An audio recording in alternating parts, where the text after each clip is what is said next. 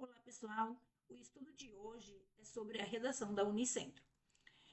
Nós vamos falar um pouquinho sobre a estrutura dessa redação, o que é preciso fazer, o que a banca gosta mais, quais são as dicas, as sugestões do que vai ter em cada parágrafo, além do gênero textual. Então, nós temos aqui uma prova de redação bastante peculiar, porque ela tem no máximo 22 linhas. Então, a estrutura ela tem que ser feita de igual forma em 4 parágrafos. O título é obrigatório, ele deve ser coerente e criativo. Prof, eu não sei fazer um texto com um título criativo. O que eu faço? Qual é a estratégia? O ideal é você pensar no título é, antes de fazer o seu texto para conseguir já planejar a estrutura argumentativa com base no título. Contudo, a gente sabe que é difícil às vezes isso acontecer. Então, qual que é a sugestão? Você pode, para fazer o título se tornar criativo, você pode retomar esse título no texto. Retomar o título no texto. Então, quando você retoma, você mostra que você planejou aquilo, porque você tem uma retomada dele. Ou então você mostra para a banca que ele é criativo, que ele é coeso, que ele é coerente, que ele está relacionado à tua discussão. Por quê? O que não pode acontecer é o teu título ficar totalmente desvinculado da tua discussão. Aí ele perde criatividade e coesão e coerência. Então, nós temos que pensar dessa forma: escreve o título, retoma ele no texto. Não sei fazer, esqueci de fazer, qual a estratégia? Escolhe uma frase de impacto que tu fez no texto e bota ela como título. Não é uma regra, mas a gente sempre prefere que o título seja nominal e objetivo. Então, quanto melhor tu conseguir fazer esse título, mais curtinho, mais objetivo, mais compacto, de preferência nominal, melhor. A gente tem a regra do título. Qual é a regra que nós temos que estabelecer aqui? Se tem verbo, tem ponto. Sem verbo, você não precisa colocar pontuação aqui no final, tá? Então, essa é a regra principal que a gente utiliza na hora que fala sobre o título, tá? Então, vamos seguir para falar um pouquinho sobre a estrutura, o que tem que ter nessa redação da UniWest. Introdução, tu vai fazer uma contextualização com o repertório sociocultural. Vai apresentar a tese, vai apresentar os argumentos. Basicamente, é o modelo natural de dissertação argumentativa. Você faz assim no Enem, você faz assim na CAF, você faz assim em outros vestibulares. O problema na Unicentro é a quantidade de linhas. Então, olha só, gente, como tem mínimo 17, máximo 22, tu vai ter que ter o quê? Uma precisão muito grande. Não tem como você ficar enrolando para dizer as suas informações. Vai direto ao ponto. Marque uma tese bem marcada. Use palavras com juízo de valor. Por quê? Já que você não tem muitas linhas, você tem que usar as linhas que você tem de uma forma muito produtiva para mostrar a tua opinião. E as palavras-chave do tema, elas devem aparecer na introdução obrigatoriamente. Por quê, gente? Porque é muito fácil a banca considerar um tangenciamento. Então, mostre não só na introdução, mas no decorrer do texto, do desenvolvimento textual, mostre que o teu argumento tem ligação direta com a proposta do tema que você está fazendo. Lembrando que a Unicentro sempre coloca 3 propostas e você pode escolher dentre as 3 aquela que você quer fazer. Desenvolvimento 1 e 2, você tem aqui tópico frasal.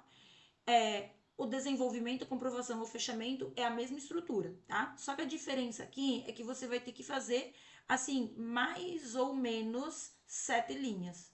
Se você pensar, eu tenho 7 linhas, eu vou ter 14, eu ainda vou sobrar 8 linhas para fazer a introdução e conclusão. Como a conclusão não é uma proposta de intervenção, ela é uma retomada dos argumentos com proposição, com fechamento, então tu consegue fazer tranquilamente ela em 3 linhas e meia, 4 linhas. Se conseguir fazer em 3, consegue jogar 5 lá para introdução. Então isso é muito individual a cada tipo de letra que você tem.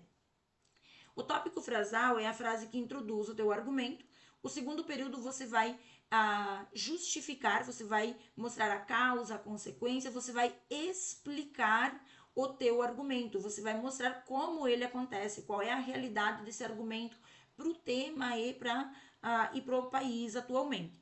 A comprovação com repertório legítimo, pertinente e produtivo não serve qualquer repertório sociocultural.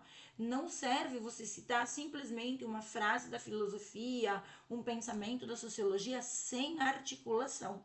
Você precisa usar um repertório que seja o mais próximo, o mais pertinente, o mais ligado possível com o teu argumento. Senão você vai perder em qualidade argumentativa.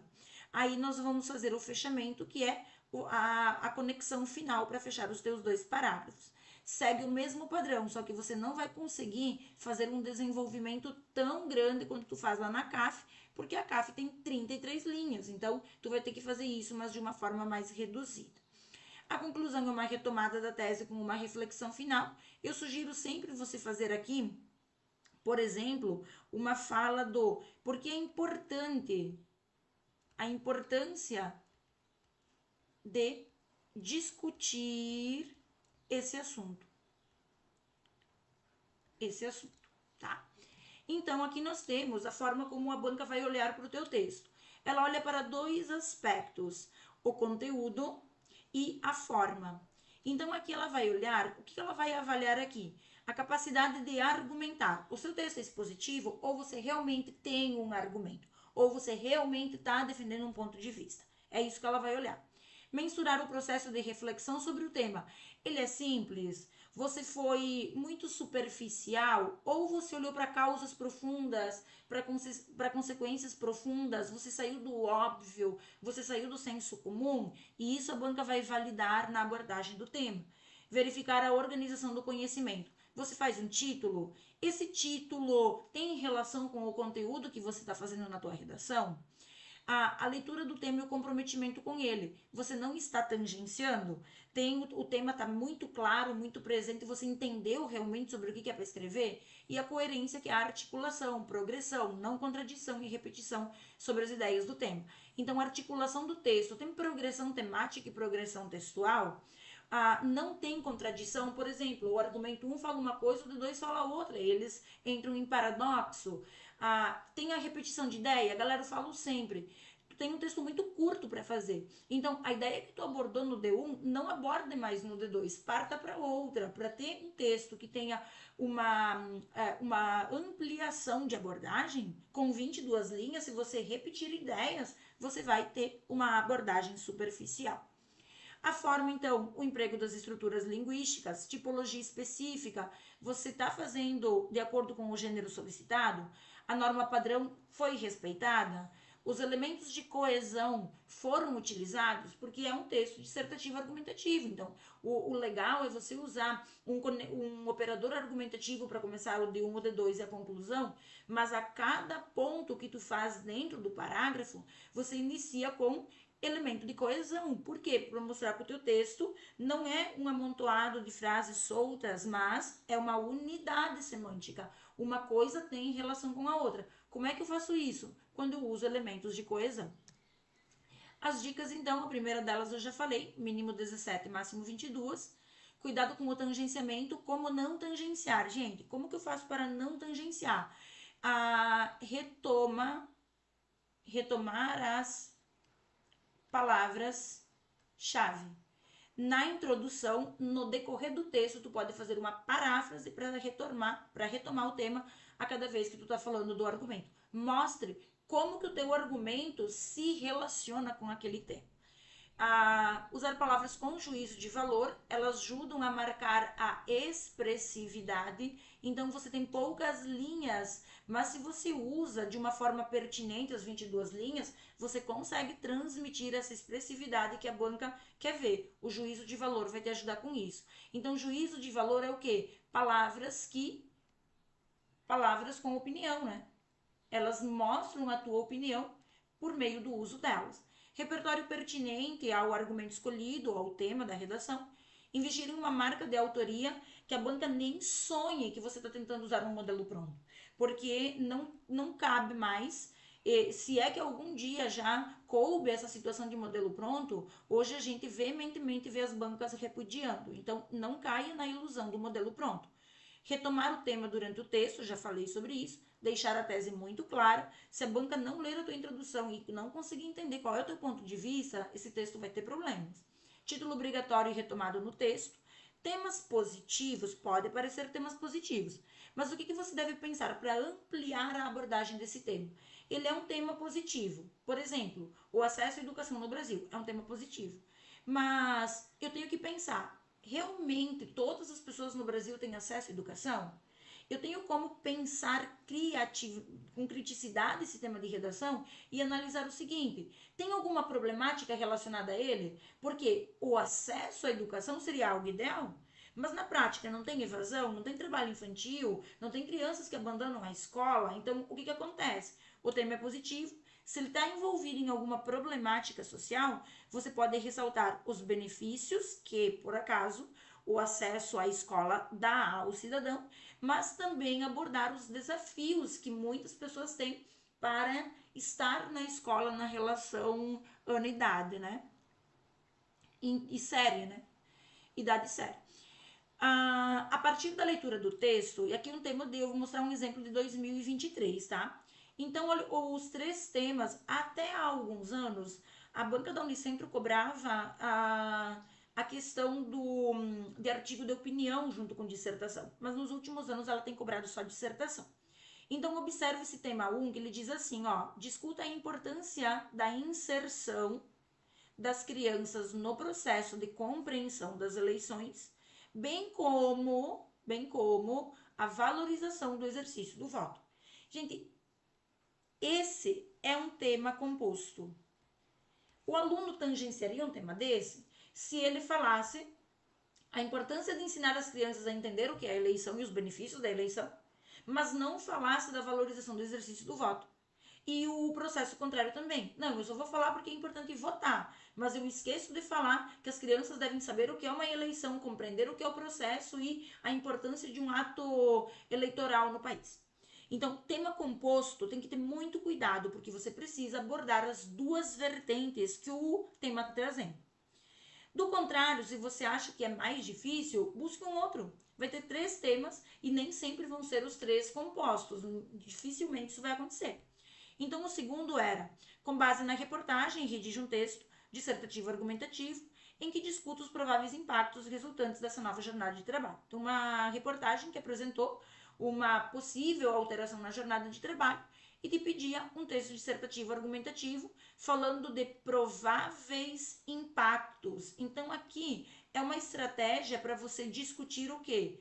Causa, então, o problema, né? Qual o problema? E a consequência, porque a consequência é o impacto. E o último era redigir um texto em que discuta a seguinte premissa: o uso dos recursos naturais para a satisfação das necessidades presentes não pode comprometer a satisfação das necessidades das gerações futuras. Se a gente analisa com criticidade, basicamente, essa premissa é a tese de sustentabilidade, da sustentabilidade defendida lá no relatório de Brundtland, que é o quê? Você usar os recursos naturais, mas de uma forma consciente e controlada, para evitar que as futuras gerações fiquem sem, tá? Então, aqui nós temos uma nota que é disponibilizada na cartilha da própria universidade, em que o aluno fez 23,13, lembrando que a nota máxima é 25, depois da última atualização que teve. Observe o que o texto traz: a ganância que compromete o futuro. Durante muito tempo, o meio ambiente foi visto como sinônimo de exploração, principalmente no século XVI, pois a colonização de vários territórios teve fins lucrativos em detrimento do meio ambiente. Dessa forma, utilizar a natureza sem comprometer a satisfação das necessidades futuras é um desafio, em virtude da obsessão do ser humano, o que resulta em consequências para as gerações que virão.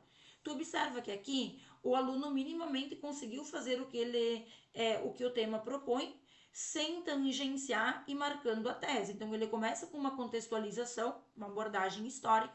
Lembra que as bancas, de modo geral, sempre gostam de abordagem histórica quando elas se tornam pertinentes ao assunto.